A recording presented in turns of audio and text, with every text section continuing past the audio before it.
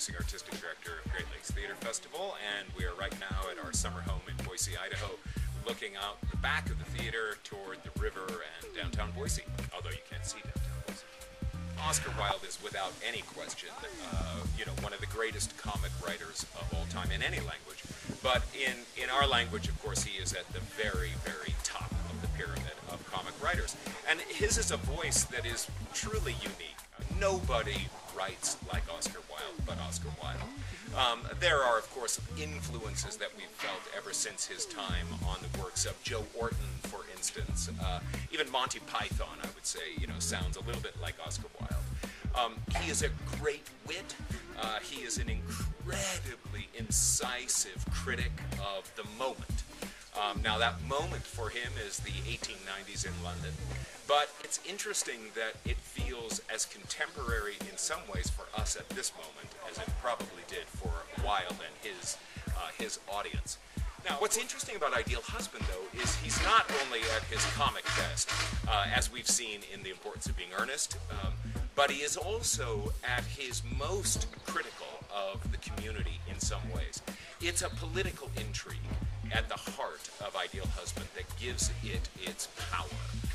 It is, of course, a satire of the manners of the time, but it is also an extraordinary play in that it takes on a political scandal, and it examines it from a number of points of view. And it leaves us as an audience with a very complex idea of what it means to betray your community, but to do that from a position of I'm doing everything I can to be a great leader, except that I've made a decision early in my career that most of us would agree was unethical, and yet I've gone on to be still a great leader. Now that is a dilemma that I'm sure that we can all understand today. So while it's a piece of enormous humor, and it is a very funny production, as you can see from the audiences playing it out here in Idaho, they're loving it as a comedy. It's also a very moving drama as well. It's directed by Sari Ketter, who's directed for us in Cleveland in the past. She did Merry Wives of Windsor for us last. But it's a brand new design team to us in Cleveland. The costume designer is a young guy named Jason Ressler, who has a great eye for period costumes. And it is, of course, set in the 1890s, and we are very faithful to the design elements, particularly the clothes of the time. And of course, it's a part of the culture where the clothes are extraordinarily important and absolutely beautiful. But the set design is really exquisite. Wilde, of course, will describe the play in 4 acts, as every act is a separate location.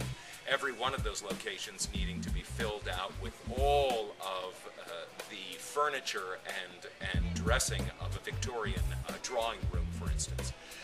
But the designer, Nana Ramey, has taken this idea and given us an extremely elegant, beautiful, and minimalist, really abstracted set for our production. What it does is it highlights the actors in the space, so that rather than looking at all kinds of Victorian furniture and mirrors and tapestries, we are really focused on the actors in this production and on the language of the play. So it's a great, great contemporary aesthetic for a Victorian play. And I think one of the best realizations of that blending of aesthetic ideas that I've seen. Ideal Husband, I'll be honest, as producer, when we chose it, I was very happy to be working on Oscar Wilde again. But having produced The Importance of Being Earnest, I was a little nervous that this piece, which has a much more complexity than Importance of Being Earnest, might be a little bit more difficult experience for the audience. I think it's a more interesting experience for the audience, and perhaps a more challenging experience. But the audiences that we're playing to now love the production. And I think what they love about it is that it has more heart and it has more humanity than we see perhaps in Importance of Being Earnest, which is just pure farce. This piece has a lot more that you can engage in as an audience member in the lives of these characters. And I know that the audiences in Cleveland are going to love it, and I can't wait for them to see it and for us to share our work